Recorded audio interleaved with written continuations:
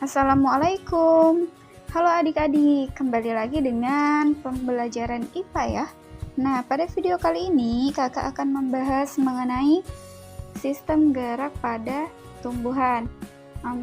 Apa tumbuhan itu benar-benar bergerak ya?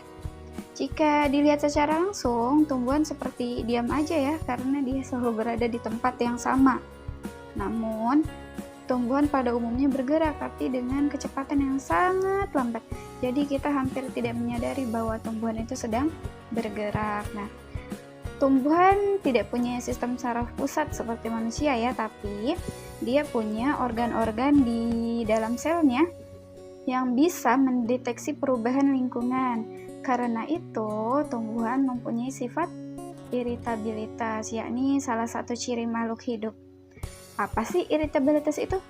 Definisinya yaitu peka terhadap rangsangan. Nah, sekarang kakak mau tanya, kakak mau bicara tentang gerak pada tumbuhan. Kenapa sih gerak pada tumbuhan perlu dipelajari? Nah, jadi begini adik-adik. Dengan mempelajari gerak pada tumbuhan, kita bisa memprediksi arah pergerakan tumbuhan itu sendiri, terutama untuk tumbuhan pangan ya. Kita bisa tahu kapan dia berbunga, kapan tumbuh, terus kita bisa meningkatkan produksi pangan dari pengetahuan itu semua. Kalau pada tumbuhan langka, kita bisa juga memprediksi kapan dia berbunga dan kapan dapat kita kawinkan dengan bunga yang lainnya. Nah, sekarang gerak pada tumbuhan itu sendiri terbagi menjadi 3 ya. Ada yang namanya gerak autonom atau endonom, itu yang pertama. Yang kedua gerak esionom, dan yang ketiga adalah gerak higroskopis. Kita akan membahasnya satu demi satu. Nah, yang pertama dulu ya, gerak autonom atau gerak endonom. Gerak autonom diperkirakan terjadi akibat rangsang yang berasal dari tumbuhan itu sendiri. Namanya juga autonom ya, berarti dari dalam.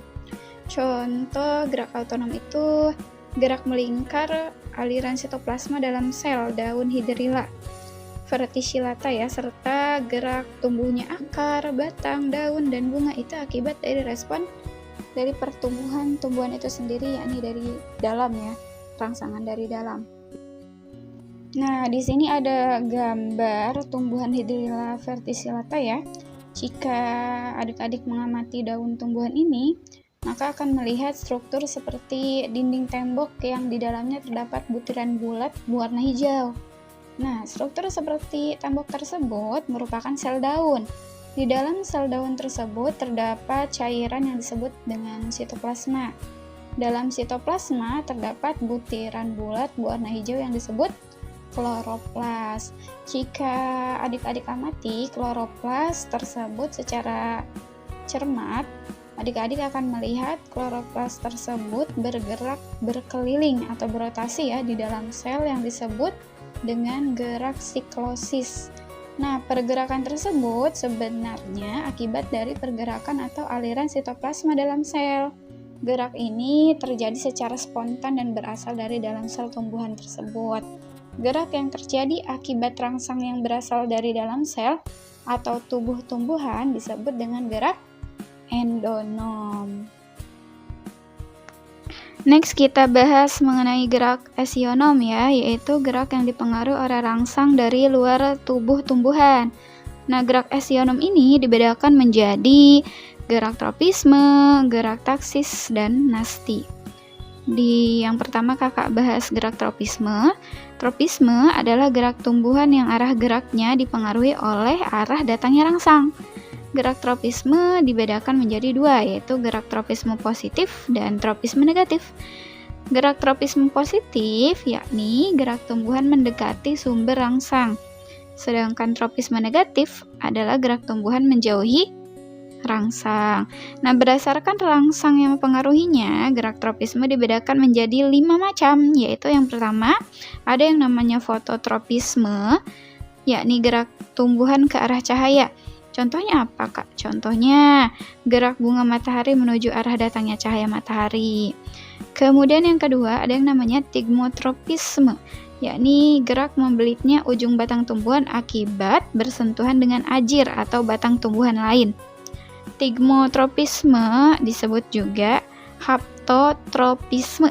Contohnya apa sih? Contohnya itu membelitnya tanaman kacang panjang, mentimun, dan markisa pada ajir atau tumbuhan inang. Kemudian yang ketiga, geotropisme.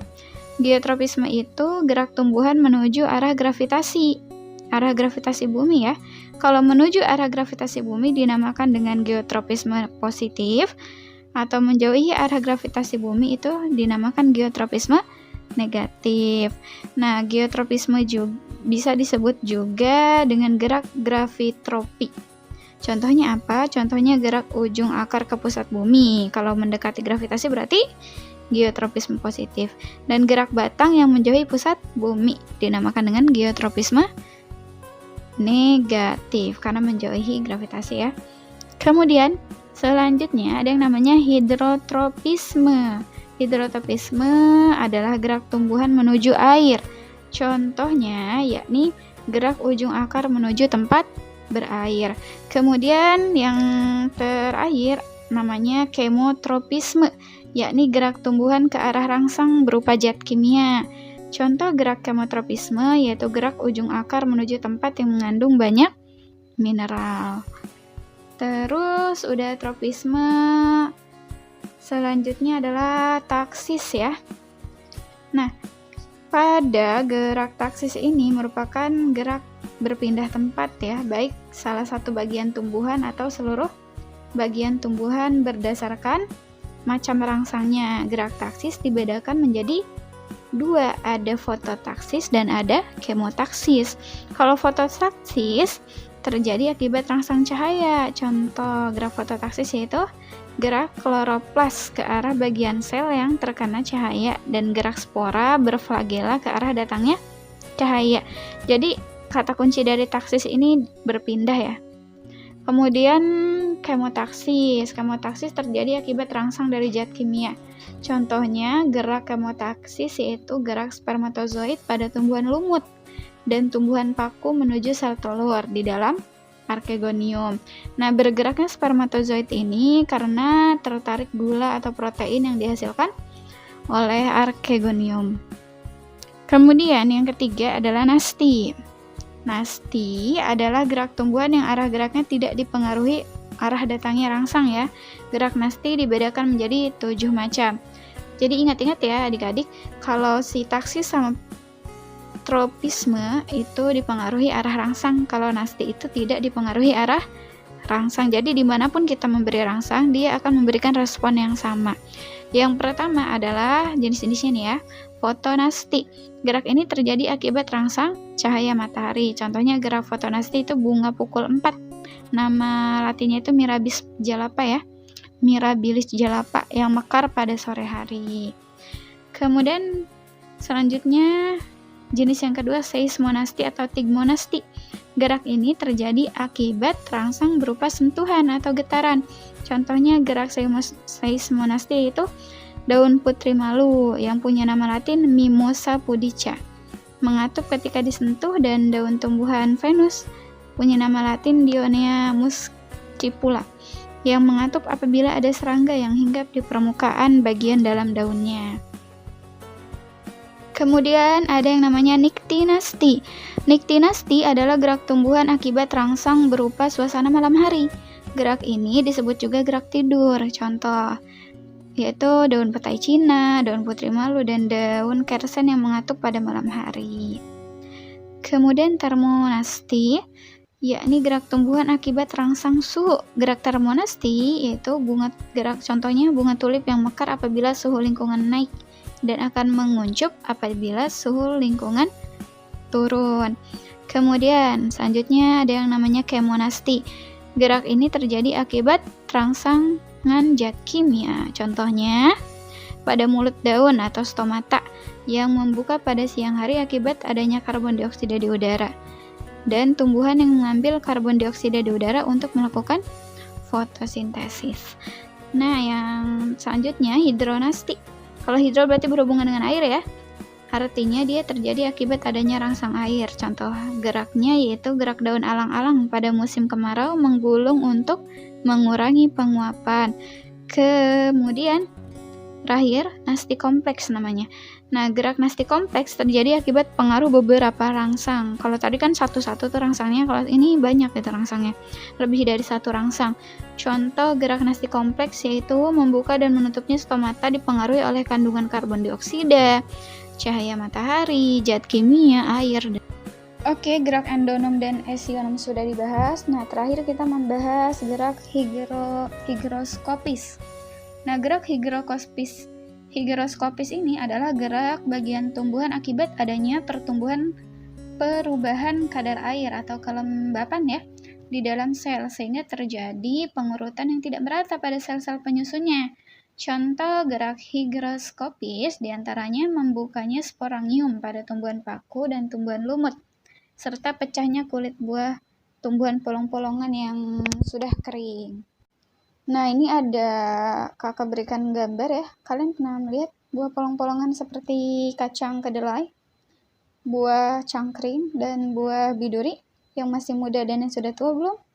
Nah, bagaimana kondisi buah-buah tersebut ketika sudah tua? Di gambar udah ditampakkan ya bentuknya ketika sudah tua. Nah, apabila kalian melihat buah polong-polongan sudah tua, terus kalian melihat buah polong-polongan dapat membuka, bagaimana sih buah polong-polongan tersebut dapat membuka? Pernah nanya gitu nggak?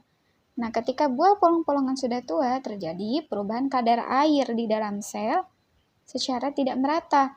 Akibatnya terjadi pengerutan bagian buah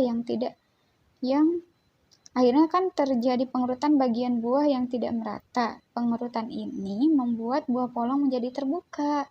Membukanya buah polong tersebut merupakan salah satu contoh gerak higroskopis. Nah, selain membukanya buah polong-polongan, contoh gerak higroskopis juga itu membukanya dinding sporangium atau kotak spora pada tumbuhan paku. Oke, pembahasan sudah selesai. Jadi ingat-ingat lagi ya, kalau sistem gerak pada tumbuhan itu terbagi menjadi 3. Ada yang namanya gerak autonom atau endonom, yang kedua esionom, yang ketiga itu higroskopis. Nah, di gerak esionom itu nanti terbagi-bagi lagi, ada yang namanya tropisme, nasti, dan taksis. Nah, kalian coba ulang-ulang lagi agar semakin paham. Oke, terima kasih. Wassalamualaikum warahmatullahi wabarakatuh.